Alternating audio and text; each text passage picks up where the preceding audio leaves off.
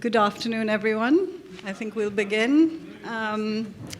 Thank you very much for joining us on a Saturday afternoon to discuss the opportunities and challenges for anti-corruption in the sector of impact investing. My name is Huma Yusuf. I'm a director of business integrity at British International Investment, which is the UK's development finance arm. The BII, British International Investment, considers itself an impact investor. And I'll just walk through some of the definitions for those of you who aren't as familiar with this space. So impact investing is most commonly defined as attempts to make investments that are made with the intention to generate positive, measurable social and environmental impact, but alongside getting financial returns as well. Impact investors play quite a critical role in international efforts to meet the United Nations Sustainable Development Goals, the SDGs.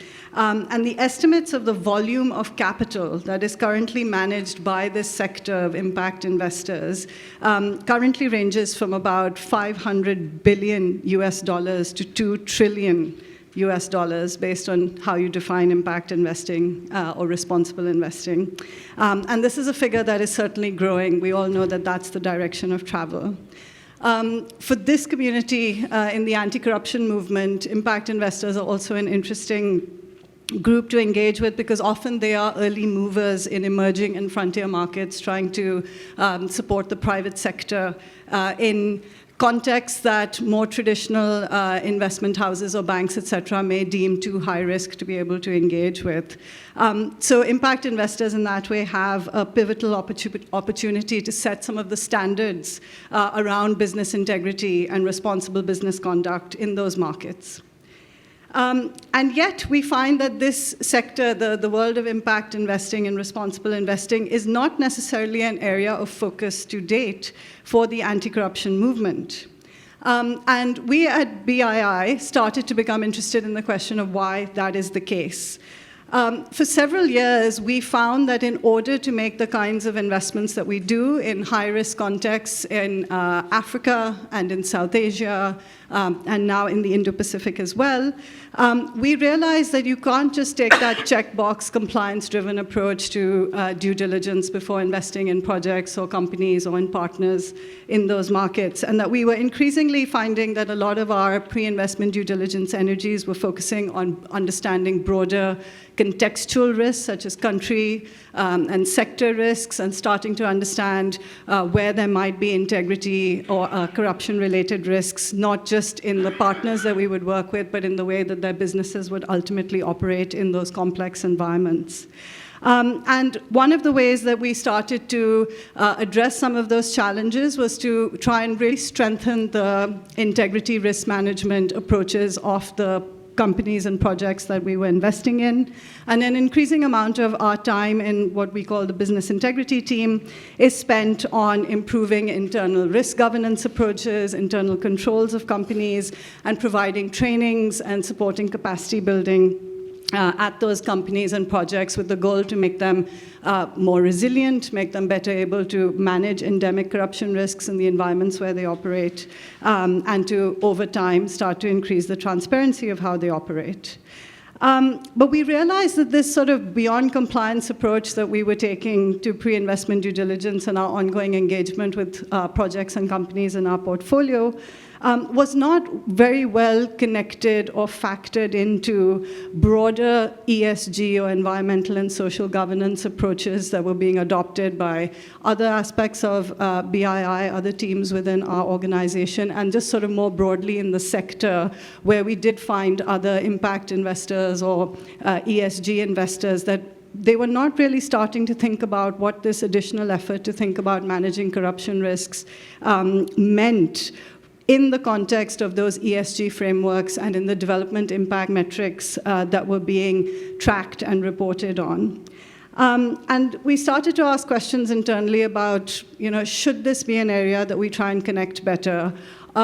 Should we be connecting integrity, risk management with an understanding of how we want to approach environmental and social risk management, and taking it a step further, trying to think about whether anti-corruption efforts and anti-corruption due diligence should be a part of that broader understanding of what kind of development impact we as impact investors were making in these markets. And again, as I've said, the reason that this became an interesting question for us internally is that corruption is largely absent from most of the common ESG frameworks and development impact frameworks that are being used by impact investors across this sector.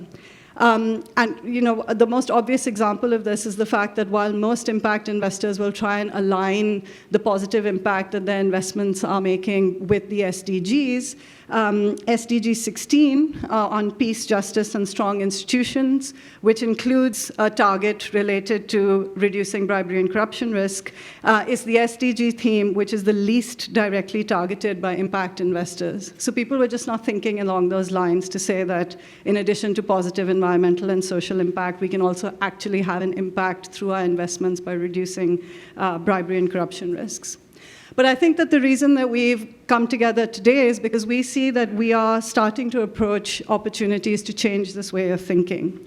There is a growing recognition in the impact investing community that you can no longer neglect issues of good governance and corruption risk management and more broadly integrity risk management if you are trying to do meaningful impact investing that is effective and has those development outcomes. Where we are now is that while there's a recognition that this is important, I think there is a moment of confusion in terms of how best to do this now. How do you take this forward? What is the best approach here? And as this initial idea gets socialized in the impact investing community that there needs to be more attention paid to anti-corruption, there is more anxiety about this idea of trade-offs. The idea that if you are faced with that high-risk, complex environment with endemic corruption risks, and you can't find the best ways to mitigate all of them, the zero-tolerance approach, then what is that trade-off? At what point do you still make that decision to proceed because you believe that other development impact outcomes might be possible and that the cost-benefit works out?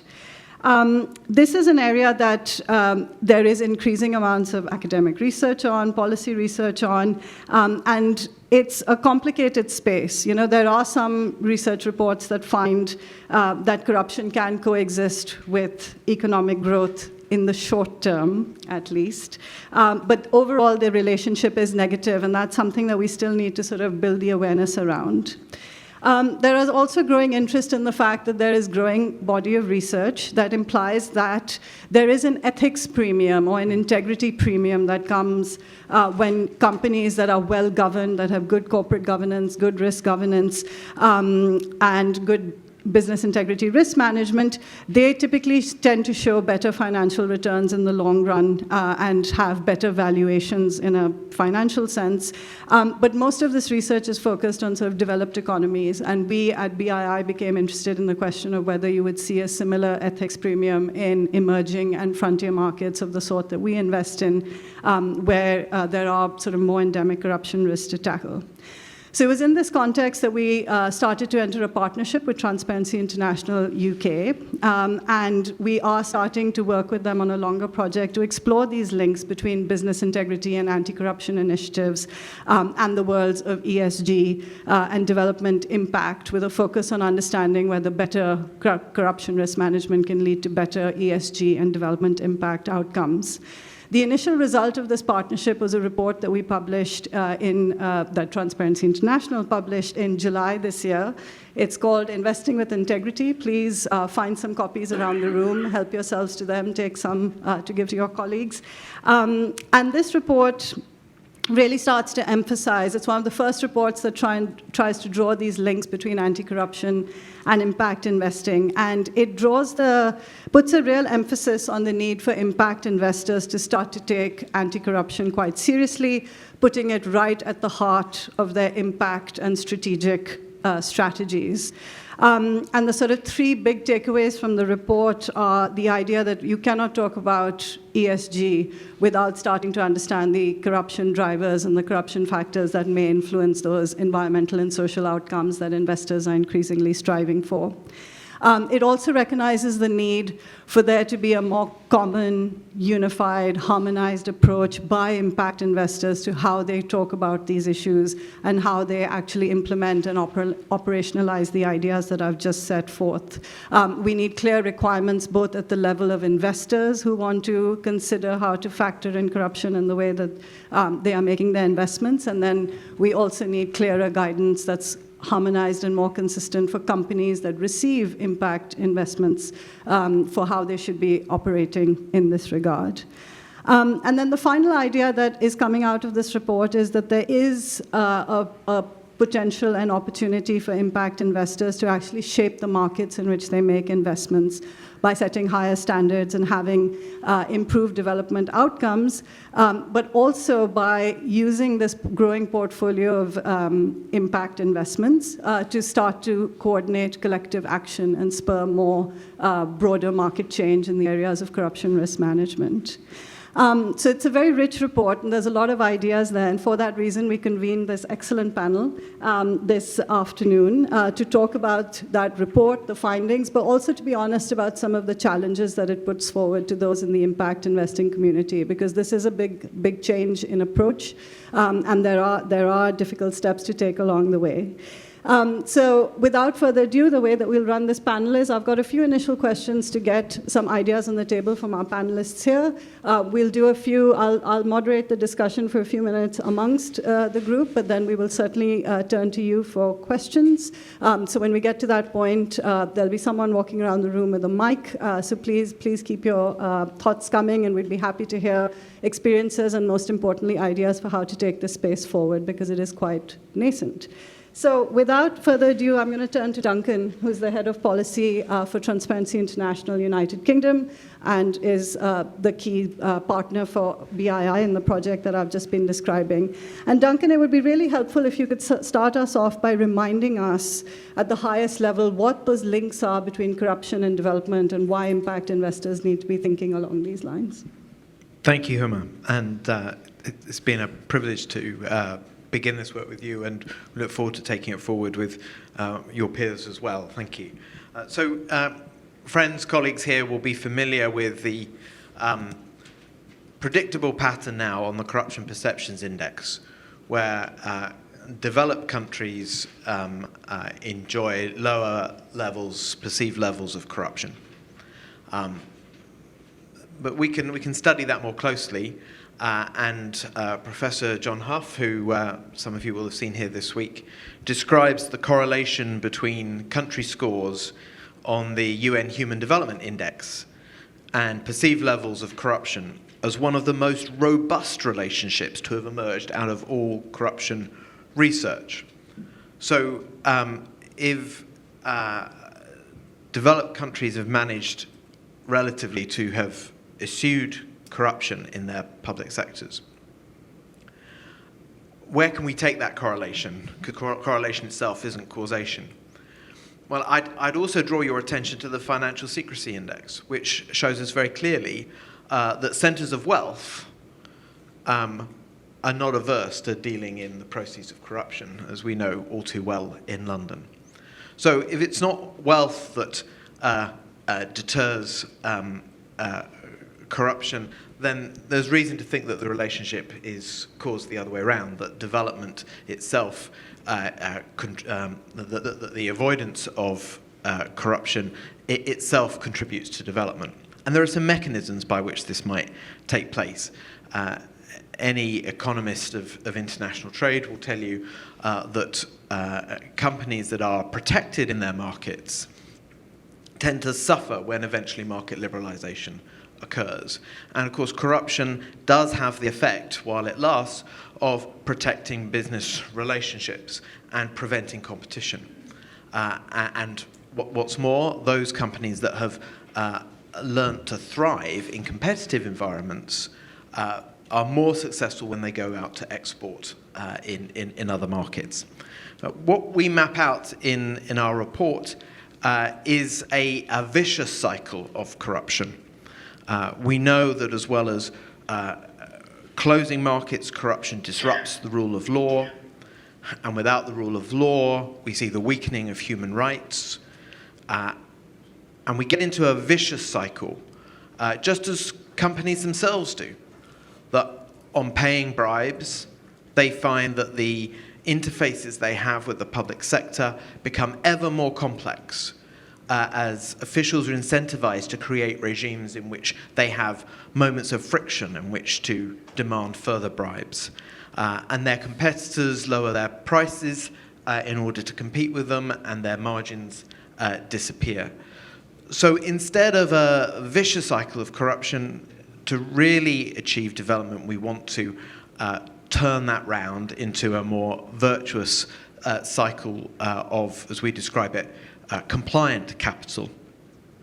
And in this way, avoid what has been described in the literature as the corruption trap, where corruption begets more corruption. So we argue that impact investors need to factor in the negative impacts that accepting corruption in these markets would have, and that therefore doing business with integrity is central to their developmental mandate, and not just a matter of legal compliance. That's I found that language of vicious cycles of corruption turning into virtuous cycles of compliant capital a really powerful way to think about the task ahead for impact investors. It's a tall ask. It's about really reshaping and broadening the way that impact investors think about how they are having impact in a market, moving beyond the environmental and social piece. But I'm going to turn to Maristella, who is the head of the Integrity Project at DFC here in the US. She'll explain a little bit more about her role. And ask you, I mean, what is it going to take to get impact investors to actually embrace that idea and start to think like this and take it forward?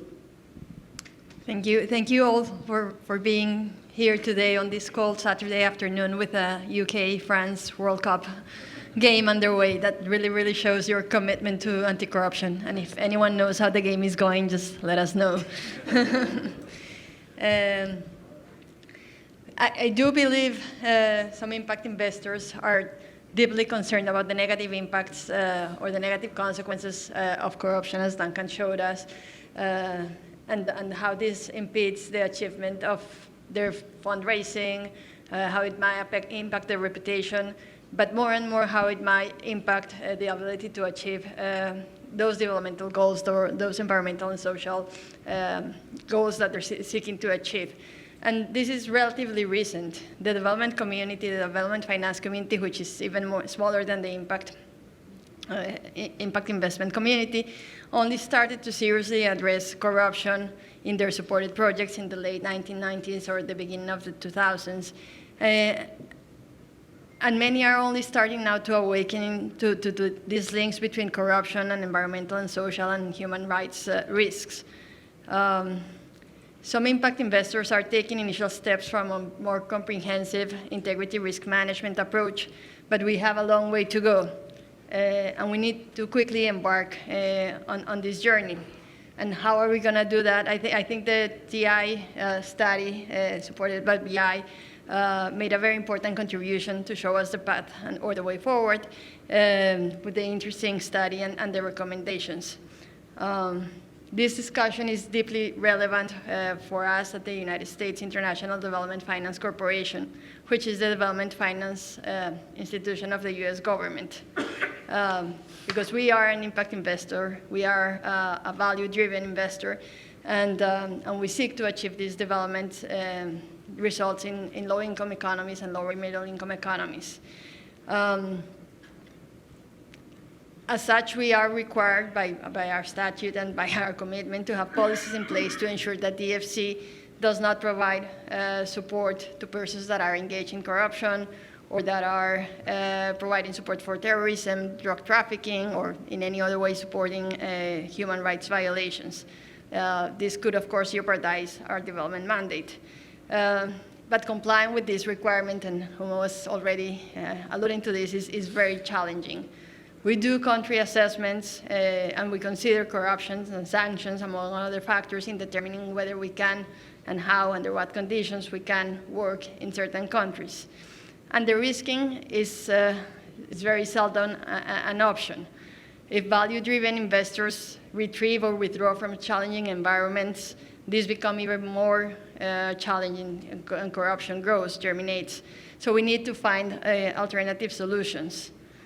To comply with this requirement of not supporting corrupt persons and corrupt entities, we at DFC, and in line with best industry standards, we conduct rigorous KYC due diligence processes.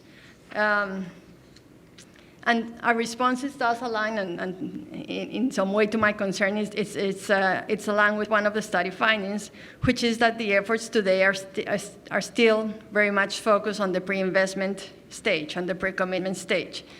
The KYC process is very important, and it's designed to identify persons that are involved in that, with whom we are to work.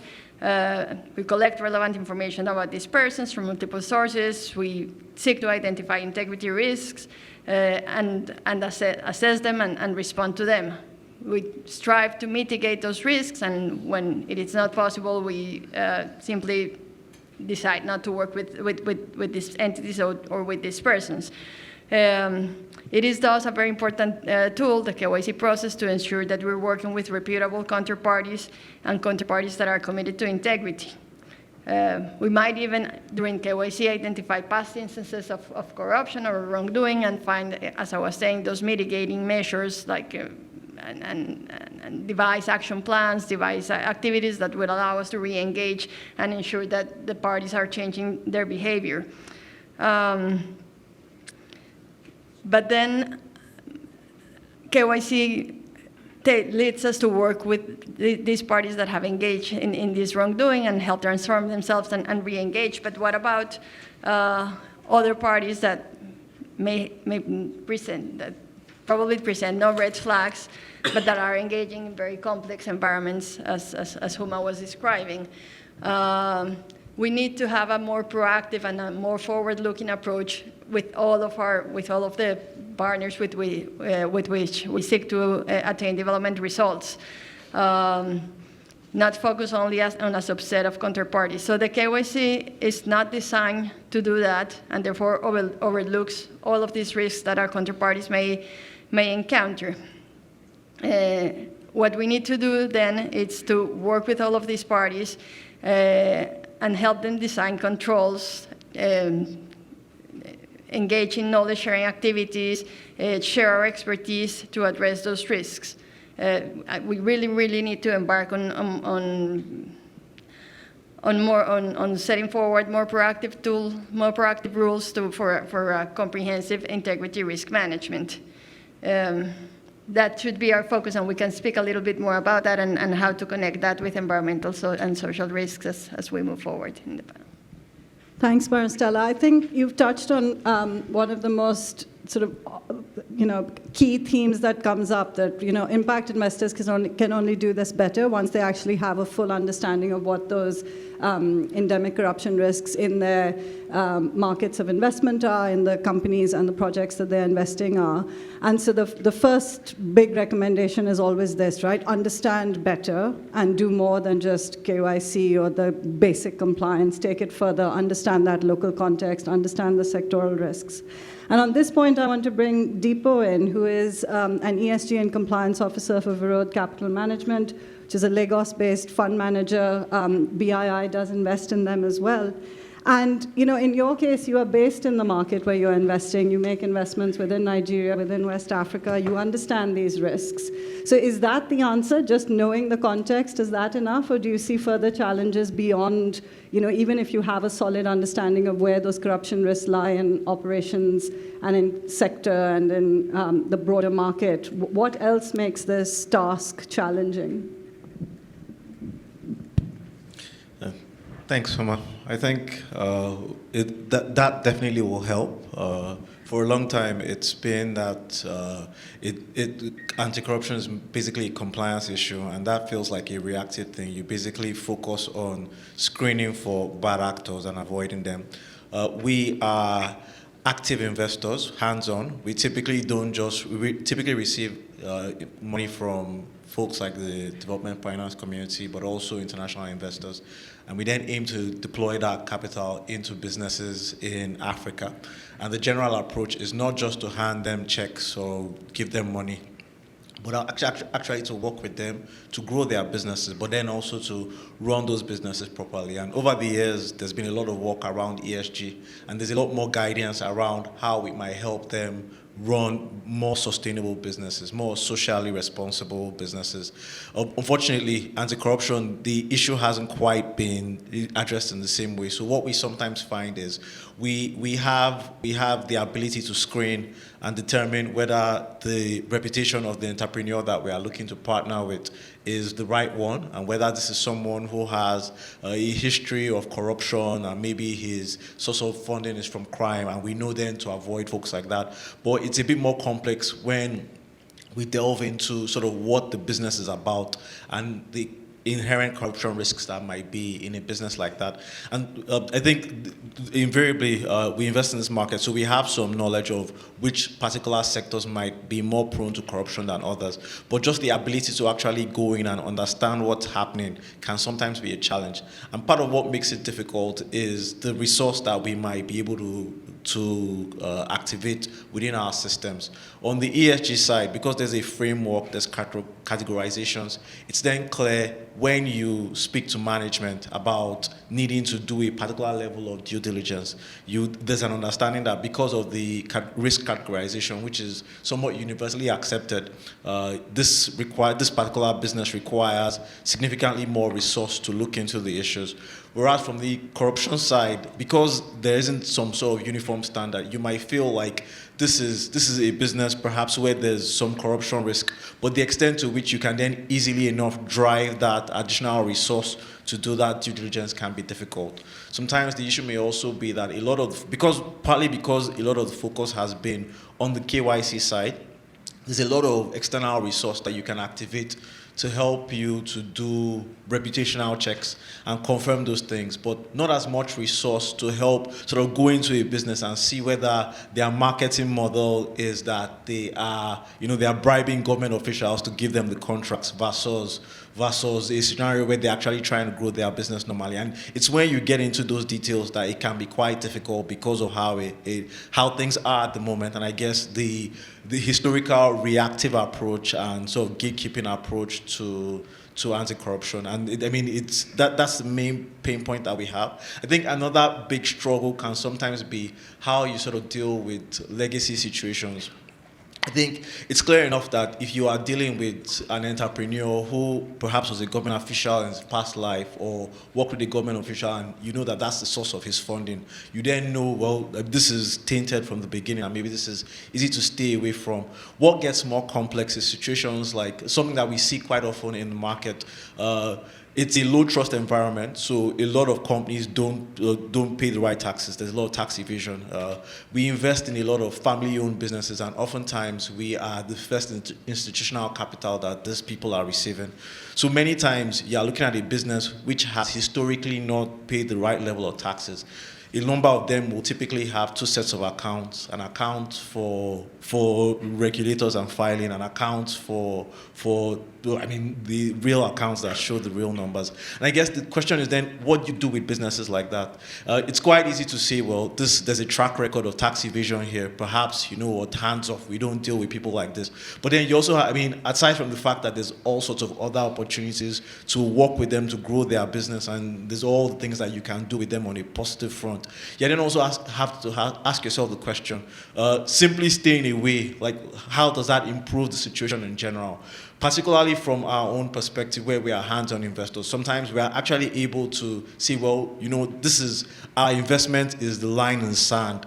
And perhaps there was bad behavior in the past, but from now on, with the kind of money that we are bringing in, you have to behave better. And we're then able to work with the companies to make those changes. But it can be difficult, especially when you are investing money that's sensitive, to know which scenarios it's fine to say we draw this line inside and move forward, and which scenarios actually what has come before is just too much and therefore you can't move forward. So these are kinds of areas where if there was a perhaps more robust, more universally accepted framework that was proactive in its mindset, the situation might be perhaps a lot easier from a fund manager's perspective. Thanks, Deepa. I really like the way that you've taken us very quickly out of that conversation about trade-offs, where this discussion often gets bogged down, and you've sort of gone into that world of, draw the line and start to think about proactive integrity, risk management as the way forward instead. Sid, I'll turn to you now. Siddharth Pai from 314, which is a venture capital firm based in India, also a BII investee. And I know that this is this conversation, that trade-off anxiety, this, is this kind of starting point that a lot of your investees have. And in a world where we take Deepa's advice that move the conversation forward and start thinking about integrity risk management in a proactive, positive way, how do you get buy-in from those investees? How do you convince them that that's the way forward? No, thanks, Huma. Because we actually deal in the early stage right now, we have a unique opportunity to actually get in before some of these practices actually start getting set in the business itself. And getting buy-in from an entrepreneur who has various callings on his intellectual capital at that point in time. He needs to actually handle revenue, needs to handle customers, needs to handle compliance, needs to handle investors and the like. So what's actually really helped us in this entire journey is to actually contextualize business integrity as for these particular individuals and these entrepreneurs. So the way we like to say it is business integrity is actually a lot like personal hygiene. If you do it well, no one actually notices. The moment you don't, it's impossible for anyone to actually hide that stink. I think that particular thing actually resonates very, very strongly with them. Because what we help them also understand is, more often than not, the greatest risk in investing isn't corruption risk, credit risk, country risk, currency risk, or any of the other risks we've actually been taught. It's actually the people risk you end up taking.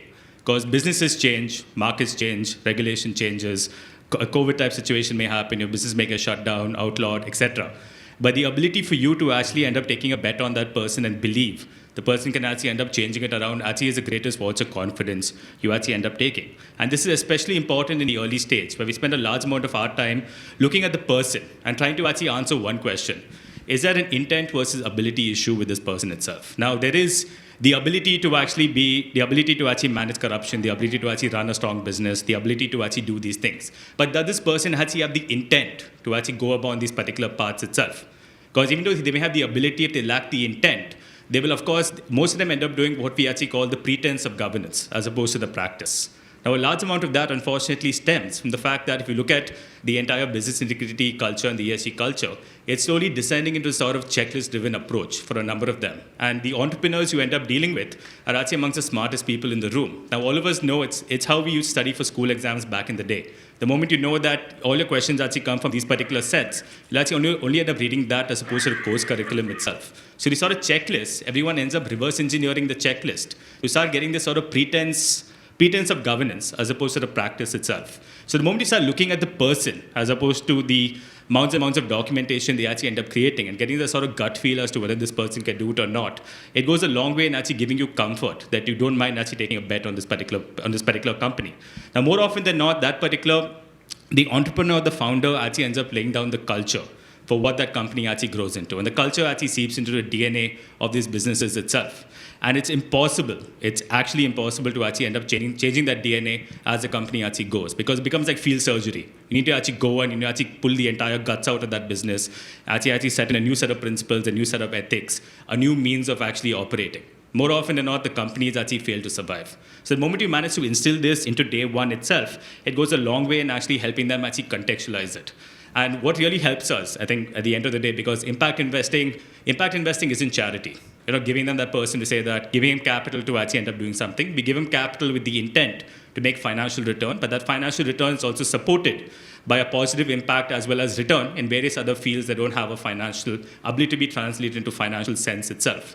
But what we end up helping them understand more often than not is the sort of the governance premium or the value premium that Huma actually spoke about actually becomes very, very important.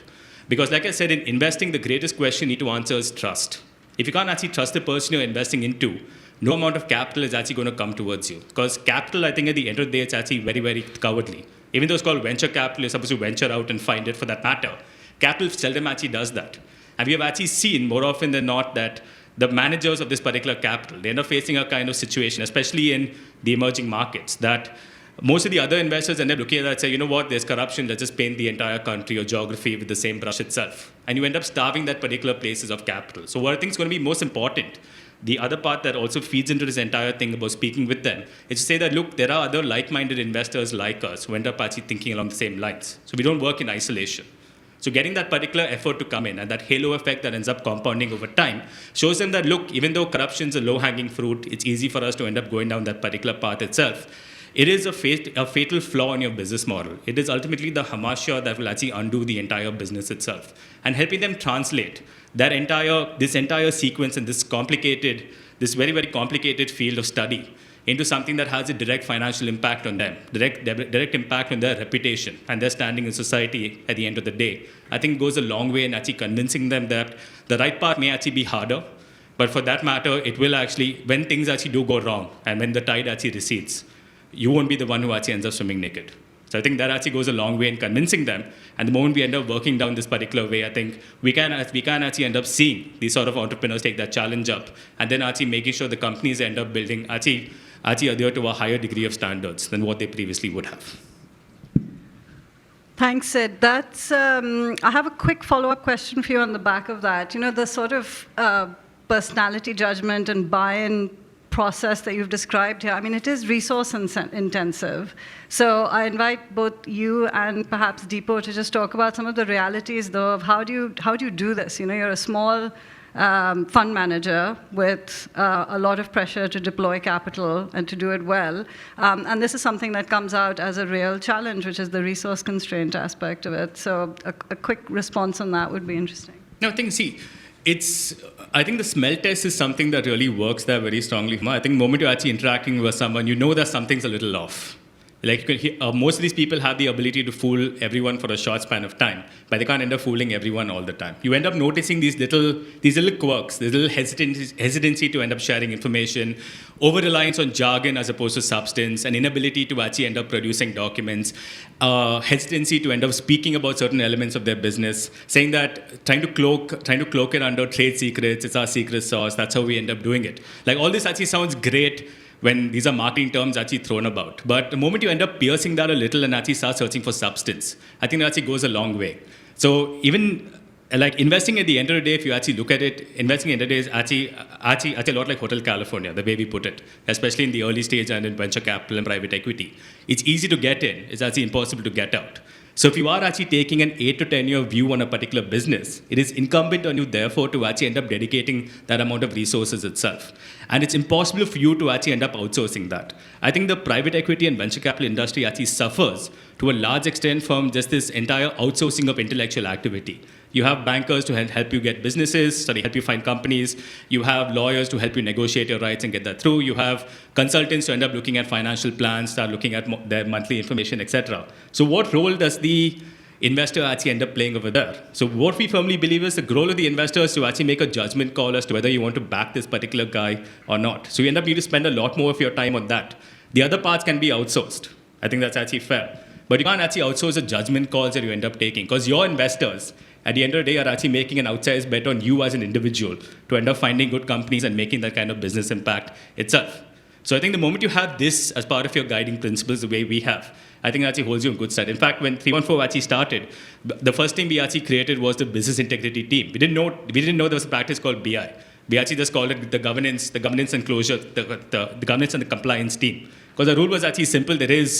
There are a large number of Byzantine Ramos laws that exist. It's incumbent on the investor to end up translating that to first principles, something the entrepreneurs can end up understanding. And once you start guiding them through that, right, you create a very strong guardrail for them. And that guardrail actually ends up holding them in good stead as time goes by. I think that's a really resounding sort of rallying cry for one of the recommendations in the Investing with Integrity report, which is about making these considerations absolutely central to the investment strategy and to do it all in a proactive way. So I think you've sort of backed up that recommendation quite strongly. Deepo, did you want to quickly add something on that? Yes, and I'm not sure if we fully align just in terms of approach. I completely hear what you're saying, and I think it resonates with me about it being resource intensive. And sometimes the challenge can be with a bigger organization. The smell test is great, but it's quite difficult to sort of roll it out, across an institution.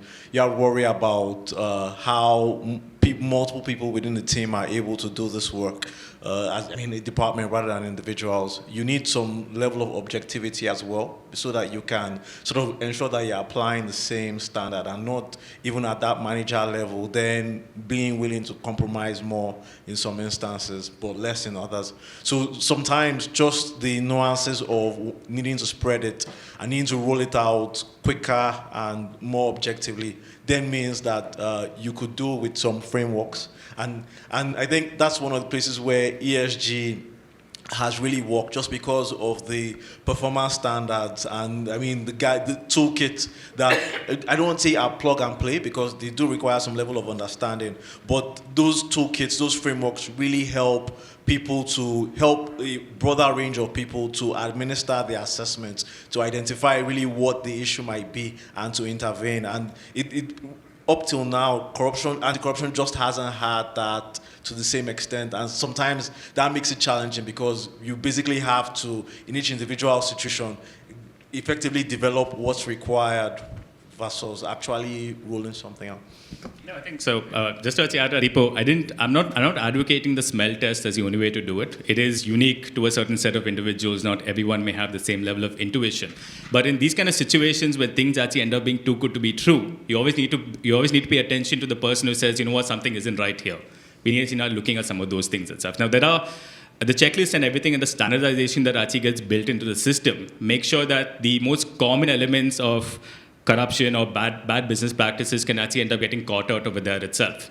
But the ability to make that particular judgment call is something that we can't exactly subsume to process or standards as part of this. So that was what I was actually advocating a lot more strongly. From our side also, we do have the same. We've actually relied heavily on BI's material, the material from IFC and the performance standards they have to end up creating those kind of things. But we have our own little interesting mix of subjective and objective measures that help us actually end up looking at some of these things and taking judgment calls. Some of them have actually panned out pretty well for us. There are, especially when we've been following the Indian market of late, you would have seen there have been a large number of fairly prominent names who've actually come undone in a very, very short span of time. We had looked at some of them earlier in the past as well, and we realized something was off about the numbers, something was off about the person.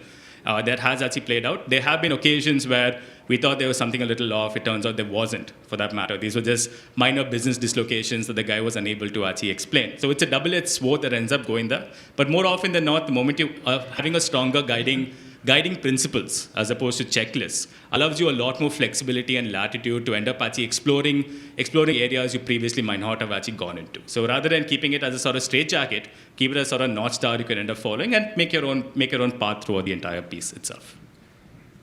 Thank you both. I think you both have touched on this idea of the fact that there is some use in different contexts and to different extents of having some kind of consistent, coordinated approach to thinking about when and how you would consider corruption or broader business integrity risks in the course of impact investing. And one of the sort of report findings was that this is in fact missing. We don't have those clear frameworks the way environmental and social approaches have to consider corruption risk as part of this investment cycle and the investment approach. Maristella, I thought I'd turn to you to just comment on this a little bit. This idea of a harmonized approach from the perspective of an institutional investor with an impact mandate, what role do you see that playing? And would you prioritize that as something that we need to do to make this a successful effort? Yes, definitely. I think harmonization is essential, and we've heard about the challenges of dealing with these issues, and also of not having harmonized approaches when then investors are and investees are burdened with multiple requirements from multiple sources. There are quite successful examples of harmonizations. I would cite the unified framework created by the multilateral development banks when they agreed on the sanctionable practices, and also the cross-department agreement where they agreed to recognize the requirements imposed by one institution by all of the others. Those are very, very important efforts, but these are efforts that are focused more on the response to the materialization of risk, to the materialization of corruption, and they are evolving into like creating harmonized frameworks on more preventive mechanisms. So like how to re-engage with entities. What does a compliance program need to incorporate? What are the key elements? And I think we need to continue to move that needle to continue to advance and creating more proactive, harmonized tools that would help identify precisely what Dipo was describing, what are the risks in particular sectors, what are the risks in particular circumstances, and more than how to identify risks, then how to respond to them, how to convert culture, how to convince investee companies on the advantages of, for example, changing behavior and what you were describing. I completely sympathize with it. What to do with the informal economy that moves the country, how to translate that into more of a formal economy, so showing the advantages. But that needs to be done, again, just to go back to your question, under a harmonized approach, so that investees like know what to respond to and have tools to access to without having to go to multiple sources. This idea of a harmonized framework is one, it came out as a strong recommendation from the report as well.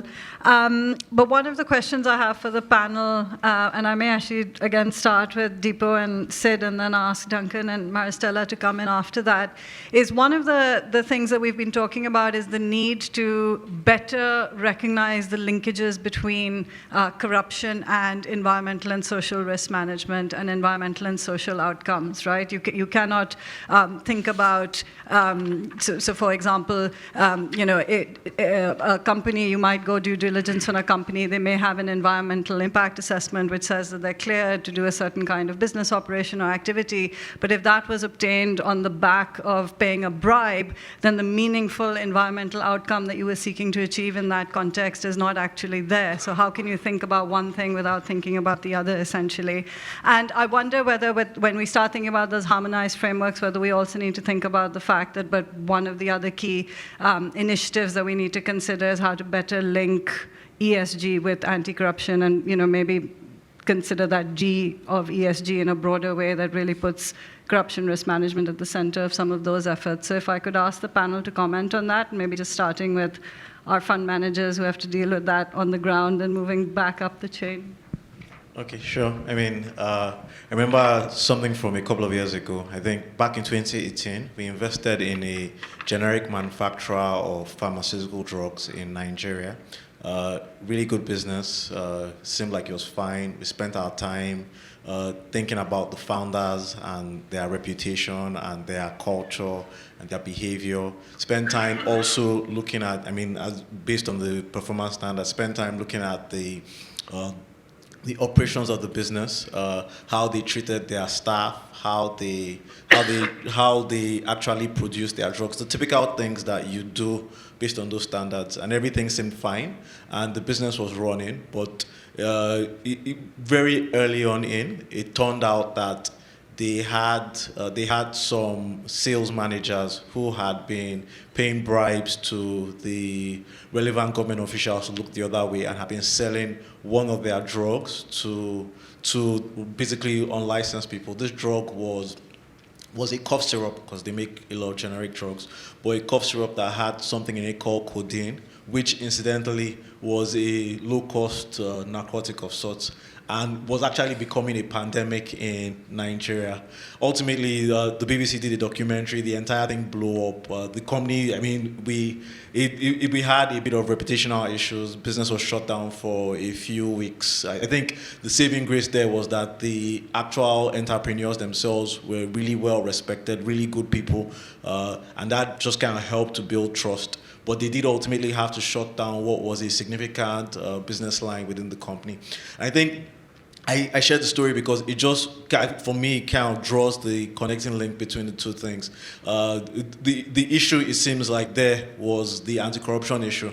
But we spent a lot of time on I think focus was primarily from a compliance perspective in relation to anti-corruption, but full on in relation to ESG, or really more E&S, which is what tends to happen when people even say ESG. And that gap is where the problem ultimately came from. And it feels like if we had a system with a better link, we would have known to spend a bit more time checking just also the controls and governance, and that might have helped us avoid or at least identify where that leak was. So I think there's definitely a link, and I mean, invariably, sooner or later, risks on the one side eventually end up putting pressure on the other side, and it will definitely be helpful from a manager perspective if you are attacking everything together, and as you are covering one side, you are also focusing on the other side.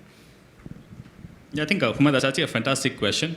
I've always maintained that sort of G becomes a sort of stepchild of ESG. More often than not, there's sort of over-indexation on the ENS part, and the G part often actually gets pushed to the wayside itself. And that's why I spoke about the pretense of governance as opposed to the actual practice. Because some of the measures people end up looking at is actually really statistical stuff. So frequency of meetings, number of independent directors, diversity on the board. And it's fairly simple to actually end up reverse engineering a large more of that stuff itself. Whereas what we've done from our side is to actually split this. ENS becomes one separate approach, and we actually combine the business integrity and governance part into another thing itself. So the BIG actually plays a bigger outsized role in some of these elements, especially in tech, where we actually end up investing more often than not. I think one of the biggest risks that managers of fund managers who have an impact angle end up actually facing is with regard to the quality of capital they end up actually attracting as well. And we've often seen some of these checklist-driven approaches become a sort of cloak for them to end up masking a large amount of this itself. We've actually been, so we're based in India. And more often than not, when we've actually had investors coming in from, let's say, the US or Europe for that matter, we've actually seen a studied reluctance to end up actually sharing their base of constitutional documents with us. So be it KYC, AML, any of these practices like that. More often than not, the question that comes from their side is, look, why do you guys want it? We're actually regulated by the EU Financial Services Regulator, by the SEC for that matter. It's a higher degree of compliance than what you guys in India are actually used to. It's a sort of patronizing attitude that ends up coming up with that. I personally know fund managers who've actually bought that entire argument when that's actually come about. And we've actually seen some of those fundraisers end up actually collapsing rather spectacularly. We've actually I'll give you an example of what we had from our own thing itself. When we were launching our fund, our last fund of about 200 million in 2020 during the pandemic, we did actually come across a fairly marquee investor who had made several large investments into the Indian ecosystem itself. These were amongst the like of unicorns, very well-known brands and names. So they actually reached out to us and said, we love your approach, we love how you guys are speaking about ESG, we haven't seen a lot of that, etc. Why don't we actually partner up? And they wanted to become an anchor investor for us. They spoke the right language, had a beautiful website, great references on some of the people we spoke to, etc. But we realized something was a bit off. When we started piercing them to ask them, what's the source of your funds, where are you guys based, how are you guys regulated? The question always came up is, look, we have offices in Singapore, we have it in EU and Luxembourg and a couple of other areas. We have it in the US for that matter. Why are you asking us these questions, right? It became that sort of thing. And past a certain point, especially 2020, if you can recall, the level of uncertainty at that point in time was at an all-time high, and it was impossible for anyone to actually end up raising cash. We actually had a choice to make at that time. Do we end up actually sacrificing our values to end up taking this particular person's cash, thereby reaching our fund goal? Or do we actually take a haircut and say, look, if market conditions are this bad, let's actually cut back on our ambitions, cut back on our fund size. Let's actually raise how much of a capital we can without compromising and hit the market when the market actually ends up becoming better. We took a call internally. We decided to actually go with the second approach as opposed to the first. And happy to say that turned out to be right, because that same investor went and actually committed to about 3 or 4 large companies in the country and ended up reneging on their capital commitments to all of them. It's a fairly well-known story that's there. I'm not going to take any names because it's easily actually searchable. But we have seen these sort of things end up coming up with that itself. And because we had these stronger BI practices within, we decided that we can't end up actually reneging on that. So I think the fund manager's role is particularly unique because you're a sort of intermediary between large pools of capital and ends up actually playing there versus companies whom you don't actually have direct control over their operations about. So what Deepo actually spoke about was the risk that you end up seeing on the portfolio company side.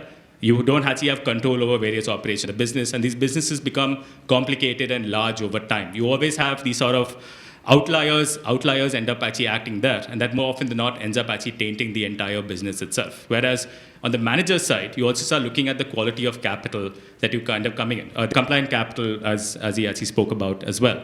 That quality of capital, I think all of us need to be sophisticated enough to understand that capital can actually alter culture. I think that's actually crucial. So that kind of capital that actually ends up coming to you. And because private equity and venture capital actually ends up walking on air, you end up operating in areas that no one else can come under. If you heard if someone actually has a business operation in a tax haven like Cayman or something like the matter, your antennae obviously go up. But if you hear a private equity investor has a Cayman fund and they're investing, it seems actually par for the course.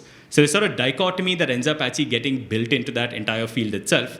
I think as practitioners, as managers also, it's incumbent on us to actually extend this lens of BI and governance, not just on the portfolio side, but also on the investor side as well. I think you end up marrying both these particular pieces. It does actually hold you in good stead because ultimately investing is actually a long-term game. I think so, and even new asset creation, entrepreneurship for that matter, becomes a very long-term game at the end of the day. You will have immense amount of outsized success during the first initial few years itself. But the moment you actually start mistaking that as a norm as opposed to the exception, you will actually slowly find yourself digging a hole that you can never actually get out of. And especially in this industry, people are fine taking capital losses. They're fine taking a hit on portfolio value. They're fine writing off investments. But the moment they actually lose trust in the person or the individual or the company for that matter, there's very little you can actually do to get out of that entire field itself. I think that equity that you end up having, your personal equity in that particular bracket, ends up becoming more important than not. So I think from the BI part, BI needs to be a stronger lens. Like ESG itself, for everything that ends up getting done, I think governance needs to actually have its own separate practice, be married with business integrity to make sure that these sort of more intangible elements actually end up underscoring. Because corruption at the end of the day, corruption is like poison. You can never actually trust anything else that actually comes as a product of corruption. Be it reports, be it approvals, be it anything else you can possibly do for that matter. The moment there's that little hint of doubt, you'll never be able to trust that person. So I think in the biggest thing that we end up dealing with in this industry is not actually capital, but trust. So I think the moment we end up understanding that a little more in detail, most of this actually ends up falling in line, and we can actually start working on it a lot more strongly. I think you've made a really important point, which is that this flows in all directions and that the sort of greater transparency and anti-corruption has to start at the first level, upstream with the institutional investors and the onus on them to be more transparent, both about how they are operating and deploying capital and then their requirements around these business integrity issues and then flowing all the way down the chain until the companies that receive this capital. So we are definitely collecting quite the laundry list of things that impact investors need to do if they're going to put corruption sort of at the center of how they think about the investment strategies and the investments that they're making. And we're talking about sort of having a more proactive approach to this issue, ensuring transparency starting at the level of the institutional investors themselves, better connecting these approaches, having sort of more integrated frameworks between environmental and social risk management and the corruption risk management piece, and then working to build that capacity at the investee, the final company level. And I guess, Duncan, I'm going to end with the last question for you on that idea that if you were to end up in this world where all of this is happening, how does this circle back to that broader idea we have about how this serves broader development impact? And do we end up in a position then where we can actually have that positive impact at that market level and have a sort of market shaping influence through these different activities? And while Duncan starts to respond to that question, after that we'll open up to the audience to start thinking about the questions and responses that you have for the panel, please. But first, Duncan, to wrap us up. Thank you, Huma. After a week in which we've been studying corruption at this anti-corruption conference, it's been really heartening to have a conversation today which is entirely squarely about anti-corruption, and to hear investors practicing and speaking so clearly about the importance of that for the long-term success of what they're doing. And our ambition here goes beyond company by company doing the right thing. Our ambition here is to change the business environment, to break that cycle. People at this conference will be familiar with Transparency International's initiative around integrity pacts. Businesses and public bodies signing up to explicit commitments to drive corruption out of public procurement. I see this investor-focused initiative as very complementary to that. Perhaps not so much in the public square, but in the boardroom, but to the same end. These investors, they do not exist in isolation. They are part of a wider system of financing in these business environments. So by working together to establish practices, to set new expectations, and to do so with consistency, I think we can begin to build a similar collective action. And in doing so, I think we could pass this argument about trade-offs. Because once you've started to shape the business environment, you are building new norms, ones where people get on board because they want to enjoy the success that your approach is having, rather than trying to undercut it. Thank you. We'll pause for a moment now to see if anyone has thoughts, comments, and also experiences or ideas for sort of what impact investors can do given the laundry list that we have. So there's going to be a mic doing the rounds. Just bear with us for 1 minute. And let's start actually with the gentleman at the back over there. Alex, will you do the mic? And what we'll do is we'll collect 3 questions and then come back to the group. So any questions or comments? Thank you for this panel. My name is Ilya Shumanov. I'm the Executive Director of Transparency International Russia. Yeah, it's not the good time for investment in Russia now, yeah, but there is another side of the coin. If you flip the coin, there is a problem with the withdrawal, ethical withdrawal from the market. And now we are seeing the hundreds of the biggest corporations, they left Russian market now, and they're leaving Russian market in a rush. And sometimes there are too many questions to this withdrawal.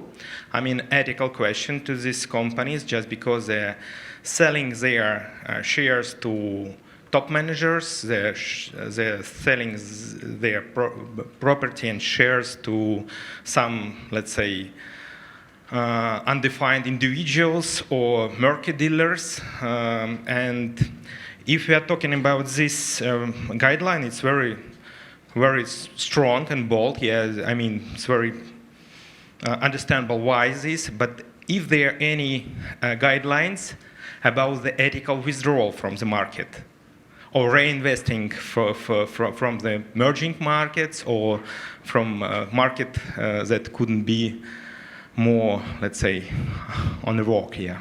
Thank you. Let's take 2 more questions, and then we can respond to that gentleman over there. Oh, okay. Sorry. Thank you.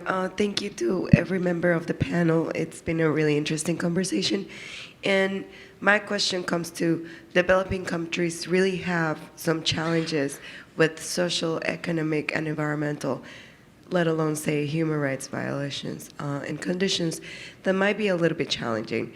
So how to trust some investees that are actually taking the proper steps to do the right thing to address investment capital into projects that actually have impact?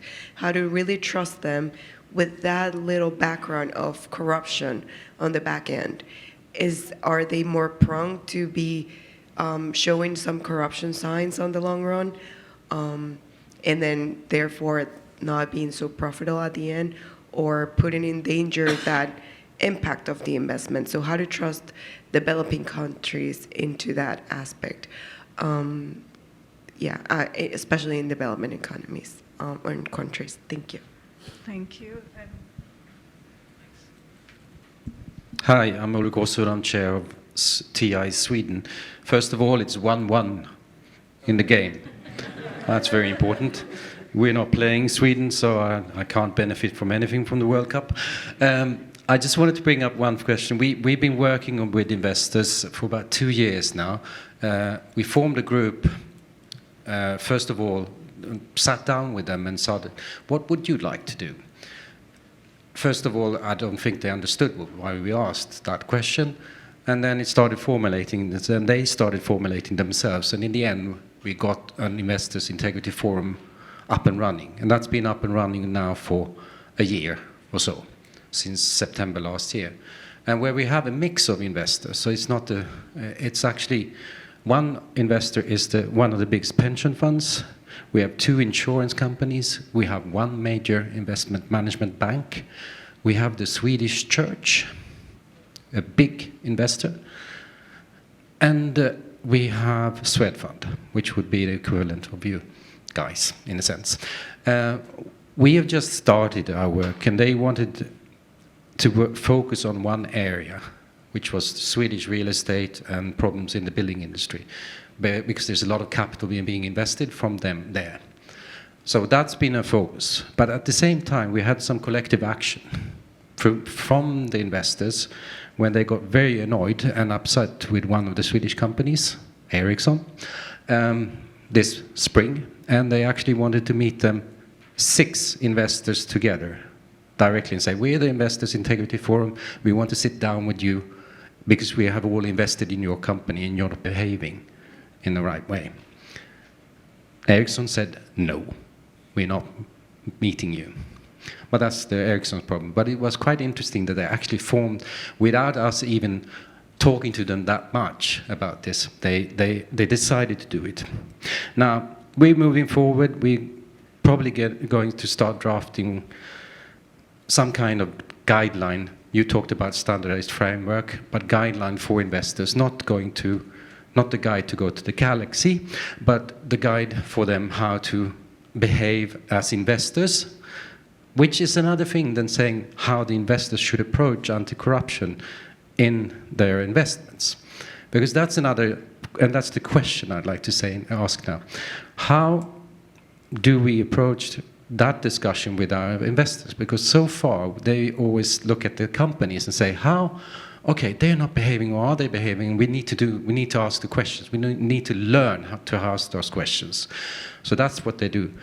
But we want to talk to them about it. But how do you behave yourselves as investors? Is your company, are you running the show in the right way yourself?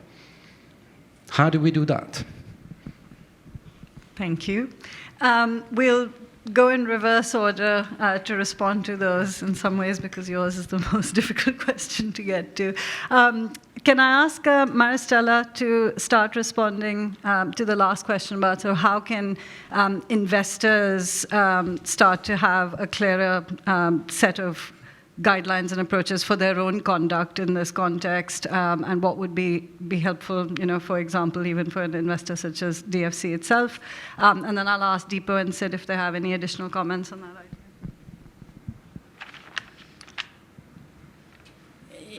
Well, I think it's fundamental for investors to put their money to put the money where the mouth is, and to behave in accordance with what they're preaching, and having solid frameworks internally to address corruption, identify risks, assess them, and mitigate them. So definitely you should start by working on your own, and before channeling down and cascading conditions to your investing companies. I think that is essential, and how you go about that is by setting those integrity frameworks and identifying your own risks and responding to them. I think something that is essential as well is to be, and maybe that's something that we didn't touch upon, but I think it's essential, is to be open about the challenges, to be open about the shortcomings. Like, nobody's perfect. Things are going to come up. These frameworks and are frameworks that are continuously evolving. So having opportunities to be able to discuss, having a forum to discuss the challenges and the shortcomings and how to address them, I think that would be something that would be important for investors to be able to address their own frameworks and then use that as a way to set an example and then to make requirements down the line. Anything to add? Yeah, I believe you asked the most difficult question that's actually plagued mankind for a long time. Who will police the police? I think that's actually been there for a sufficiently long time. And I believe in the past 2,000 years, I don't think we actually have, humankind itself hasn't got an answer. I don't think us as a panel will be able to give you any additional insights as part of that. But I think, from the manager's perspective also, like I said, an asset manager or a fund manager actually plays the role of an intermediary. If you notice, the entire trend that's happening in the world, especially from tech, is to actually disintermediate the intermediary. So I think inherently in that position, there's a large amount of fear that's actually there. And fear ends up becoming, there's the old adage, right? Investors are driven by two primal emotions. There's fear and there's greed. And fear is actually the more overpowering emotion that actually comes in over there itself. So even from the perspective of the manager and everyone, I think fear actually ends up driving a large amount of their actions. And primarily those actions actually involve the lack of transparency. Because ultimately, that's actually incumbent in that position is actually control. So most of them who actually behave as a manager believe they actually have control over every single aspect of the operations, be it their fund, be it their portfolio companies, a broader environment, etc. And very few of them have actually accepted the fact that there are factors that are actually out of their control. I think just getting them to sort of come to that realization and to adopt the sort of adage saying, when in doubt, disclose. Like I said, because all this is actually contingent on trust. The moment you can't end up having fear actually overcome common sense and helping you actually forget that particular essential kernel of truth. And more often than not, we've actually seen, especially in market forces, the moment there is any sort of scandal or something that comes about, there is no career path left for that individual. More often than not. And they believe, I think because they believe they can end up actually controlling those outcomes, they fail to actually disclose this, be it to their board, be it to their investors, the wider market in general, and everything as part of that itself. Because they fear the repercussions saying, the moment you disclose, disclosure is an admission of guilt. So I think that's not actually true. I think also another thing that's really important is when any of these news actually come about, right? More often than not, the press actually fixates on the fund manager, the CEO, or the top person. Not actually the rest. So the moment you end up actually isolating all the blame and everything onto one person, you sort of box them into a corner. And the moment you end up doing that, self-preservation actually becomes a primal dominant instinct compared to anything else. So having those kind of forums that you actually spoke about, getting them to sort of come to terms with the fact that there are elements that are actually out of their control. There is an admission, if you are actually transparent, transparency doesn't equal admission of guilt. Transparency involves actually disclosing something, having a conversation about it, and coming up with remedial measures. That comes as part of that itself. I think there is some element that happens, especially from the investor's side, to admit that they were wrong. I think that's actually there. Not all of us are perfect for that matter, I don't think. But there is this fundamental assumption, underlying principle that you actually need to be perfect to actually occupy that particular role. So I think once these human elements actually start falling away, we will actually see a lot more transparency come into the entire equation itself. So I think this is the way to actually approach it. That is the way we actually end up approaching it from our side. We have seen some reasonable success in this. There will, of course, be entrenched characters within the entire thing. But I think that actually feeds into the broad thing of impact. Impact is not something you'll actually see immediately. It's a spark of change that can actually end up creating a wildfire that should hopefully end up taking up a larger portion of the people around. So I think getting that first step forward makes a remarkable difference in that field. Anyone else want to weigh in on that before we move to the question about endemic risk? Okay. Perhaps, Duncan, you could pick up the second question that we had, which is essentially about, look, these are operating environments with endemic corruption risks. So how do you finally sort of trust companies that, despite best efforts or best foot forward, might still be exposed to those risks in their daily operations, and how would you engage with that challenge? Thank you, and thank you for all of the questions. So I think one of the problems we suffer is that when talking about anti-corruption and other governance issues, it's generally framed in terms of risk. Preserving value, protecting reputation, avoiding disaster. But actually, we found in our research that sometimes situations where there is endemic corruption can actually provide a rich seam of opportunity for making a positive difference. There's a case study in the report about a farm seed and fertilizer subsidy scheme in Nigeria, and the role of an impact investor-backed digital payments venture, which managed to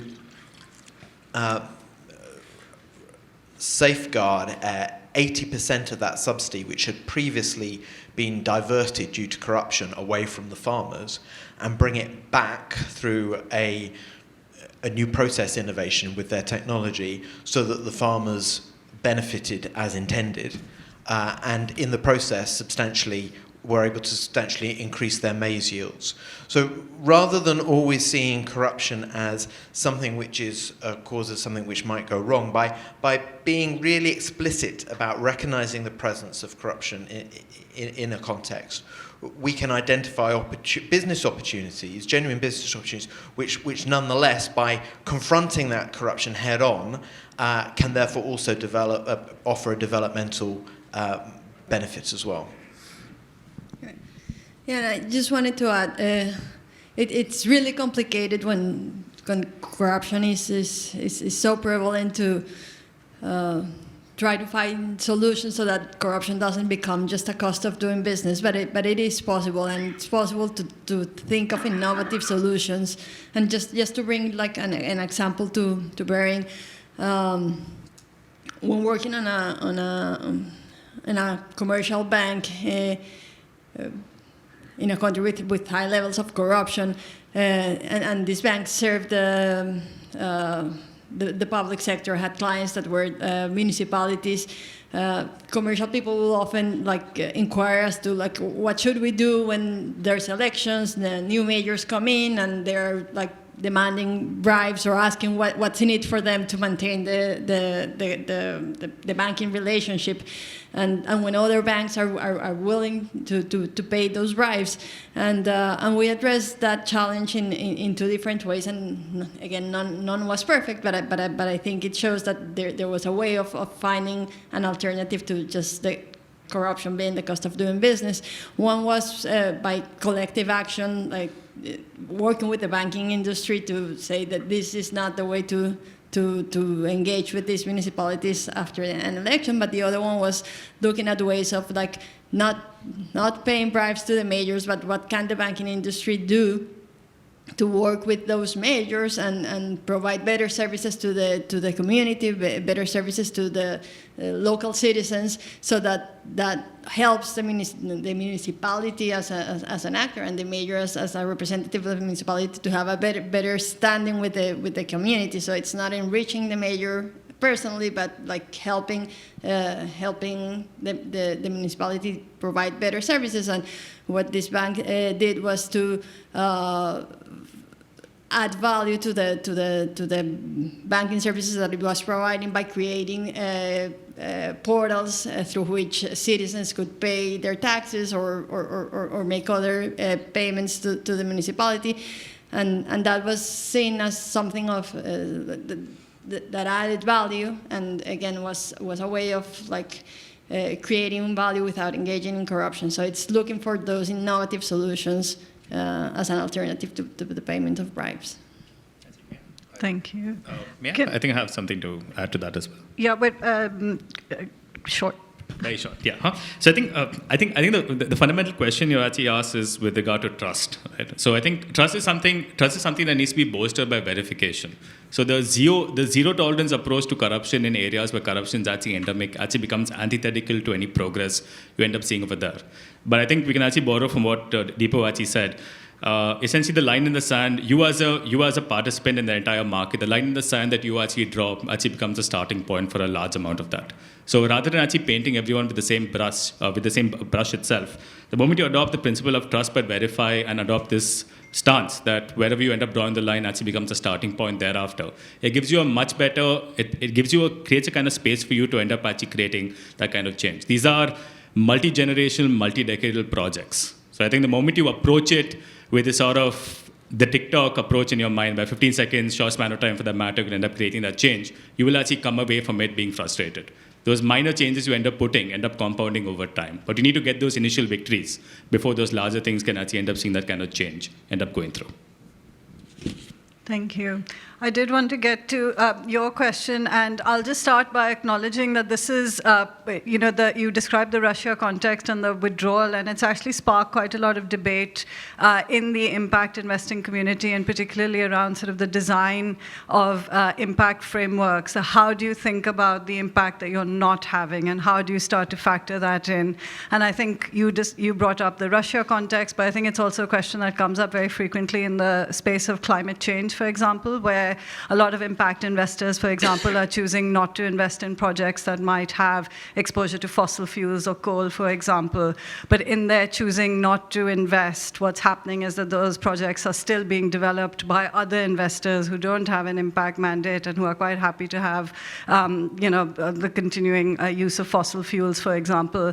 And it's raising those difficult questions and challenging impact frameworks. So this is very much a live debate for which there isn't a good answer. What I can say people are getting better at doing is what we consider responsible exit evaluations. So it's definitely a space that's new in the world of impact and responsible investing, to really think about that sort of potential negative or positive impact of your exiting an investment.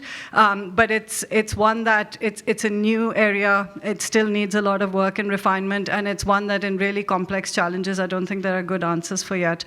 I'll just quickly check with the panel if they have something more satisfying for you on that point. I was just going to add that I think there are probably some really important reporting, some really important stories to be told about Kremlin control following withdrawal of investors and foreign corporates from Russia. And I really hope that TI Russia is going to be in a position to be able to contribute to that reporting. And even if it's too late for avoiding those problems in your context, it would be a service to the rest of the world that we could learn from that experience. Thank you. I think we have enough time for a couple more questions. I know, we've got quite a few. Yeah, you had your hand up, and then the gentleman, and then Sama. Thank you very much. Just a quick update as well. I think it's 2-1 to France. And Kane just missed a penalty, so still 2-1 to France. Anyway, I have a question perhaps for the DFIs that are joining us today. So as we know, the level of investment from development finance institutions, they're quite large. I mean, at least 50 million for the smallest investment. And when you're working in countries or frontier markets, or countries, in the case I know of BII on fragile and conflict-affected states, it's really challenging to find those type of projects that will tick all of the initial due diligence, even if it's proportionate, to tick all of the due diligence to pass those first levels for the DFIs to invest in those projects. So I feel that there's quite some competition between DFIs sometimes in finding those jewels in those countries. So the question to both of you is, what are you doing in those cases to not only invest and select those few companies and projects that tick your initial due diligence, but also how do you perhaps could work downstream with your supply chains, as you were saying, Maristella, with your supply chains? How can you, through your investment, educate the downstream suppliers and not just those on those big investments that you do? Thank you. Okay. Could we take 2 more questions, and those will be the last? And if you could keep your questions a bit short, and we'll have to, I'm afraid, keep our answers a bit short, but we hopefully will get to everything. Good afternoon, everyone. Just a quick before I have the ability, I have the luck of having been involved with the finance sector a lot, with the investment sector. I have a working on profit and transparency. I've worked until recently with the Ministry of Environment as an advisor there from a financial perspective. So this question is a little bit focused on to the impact investors. Sometimes when you get presented a project and everything on paper is fine, and you have this project that is completely coherent with what you're trying to do, but sometimes certain data, for example, a quick example, water-intensive crops. For example, let's go out to avocados. And on paper seems fine, but you're not looking into the impact it will have to water access to the communities around them. So my question will be around how is it that in your due diligence you try to tackle that, and what sort of data you're missing that you would like to be available or isn't available yet, and it would be helpful for your due diligence process. Thank you. And then I think we have time for one last question.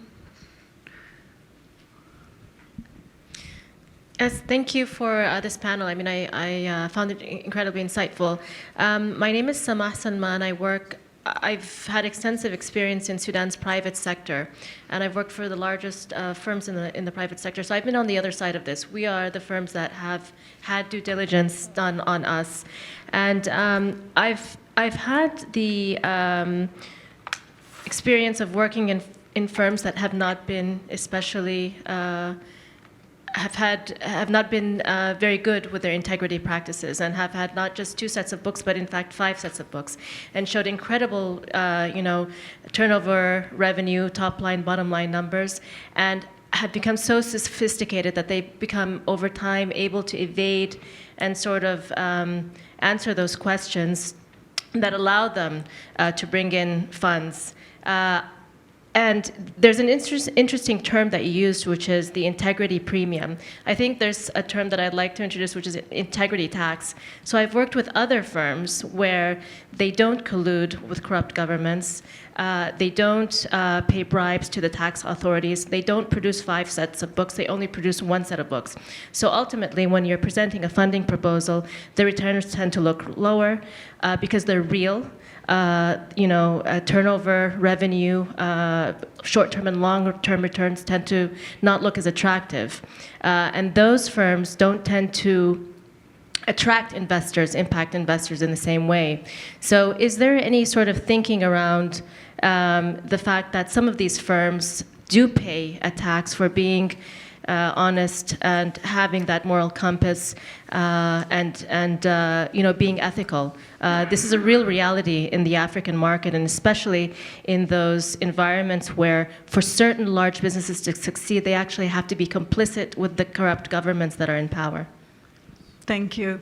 We have 3 minutes left, so I'm afraid we will have to keep our responses quite short. On the last point, I just think that's a really valid point, and one of the most, for me, interesting recommendations that came out of this TI report that we had done was that impact investors should actually consider making investments where the principal aim of that investment is to contribute to reducing corruption risks in a market, or to sort of demonstrating that it is possible to operate and have good financial returns despite all the endemic corruption risks. And I think the example that you've described, this idea of an integrity tax, would be exactly that kind of thing, that if you end up in a world where impact investors are putting corruption risks central to their investment strategy, central to their impact mandate, then you would see that sophisticated thinking that recognizes that lower valuations may be the result of an integrity tax, and that actually you can support the space and have a different kind of impact related to reducing corruption by supporting those businesses irrespective of the financial numbers. So I will leave that one there. I will turn to perhaps Deepo to pick up the question that we had about what data you think might be missing, and then maybe Sid can add something if he needs in that space. Sure. So I think one of the fundamental assumptions you need to make when you start investing in these kind of projects is that there are actually going to be dark data. There's going to be a large amount of dark data you will actually end up encountering. It's very seldom that in these sort of development projects you'll actually get answers to all the questions you actually end up asking as part of that, because now these processes may be that sophisticated, or the cost of getting that data may actually end up being far too high.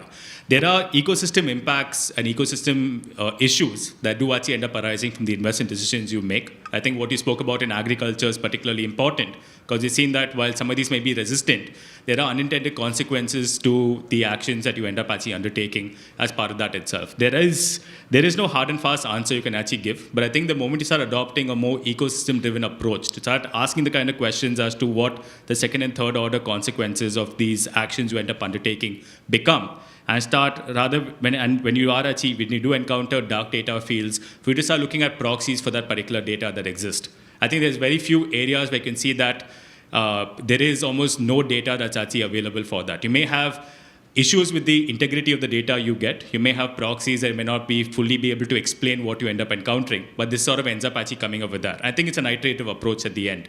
You will never get an answer that can actually, you'll never be able to find an answer that gives you the sort of closure.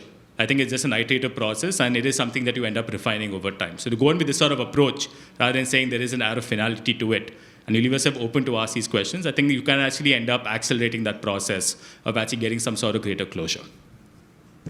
Thank you. And on the question on how can DFIs push some of this downstream beyond the companies that are sort of already receptive and well-primed to pick up these issues, I think that this is a gradual journey. And BII's perspective, for example, is that as part of our capacity building and control strengthening at our investees, the companies and projects that we invest in, we are asking them to start to pick up the requirements that we have on them and sort of cascade them through their supply chains to the other companies that they work with. But we recognize that this is a journey, and that's sort of how we talk to both our investees about it, and we think about it ourselves as well. And I think we're also increasingly trying to then supplement the efforts that we make directly in our portfolio by increasingly doing broader work around two areas. One is, of course, in that more traditional space of providing trainings, capacity building, guidance materials, and putting those out to the whole market. But also increasingly, and this sort of work is part of that initiative, is to start to get that, to increase the size of the echo chamber, to essentially have more alignment amongst impact investors as well as the broader sort of both development finance but also commercial impact investors and the broader impact investing community to essentially be asking for and prioritizing the same things, so that ultimately companies start to hear the same request, that it's a consistent request, and that the depth and extent of it in their supply chain, for example, is more, the expectations for that are clear and transparent and consistent. I'll check if you want to add anything to that. Just on the first part of your question, that's a question that we ask ourselves very often, how to find these opportunities and how not to compete for these opportunities. And we're actually working on a couple of mechanisms to coordinate efforts to make those investments in North and Central America and in Africa, in conflicted states, in fragile countries, so that we can share information, we can help these companies that are up to level or getting to that level, and also hopefully through this other journey that Huma was describing, like the portfolio starts expanding and there are more opportunities for making more investments. Thank you. I will now close off the panel because I think we have run a bit over time. My apologies to anyone who had a question and wasn't able to ask it, or who had a response and wasn't able to make it. Please feel free to come and speak to us after this discussion concludes. But thank you all very much for joining us this afternoon. Please feel free to pick up copies of the report. And if you have any ideas or suggestions for what impact investors can be doing differently or better, please do feel free to be in touch with any of us who have participated in the discussion today. Can I just say something? My name is Susan Cote-Freeman. I'm with Transparency International. And I just wanted to thank you all because We don't talk to investors very much, and I think they're a very powerful ally in the fight against corruption, and I really welcome the discussion today, and some of your questions are, things we've heard from large companies 20 years ago that we're trying to figure out the whole anti-corruption scene. So I think, I hope this will multiply and that we'll have other opportunities to engage. Thank you. Thank you very much. Thank you.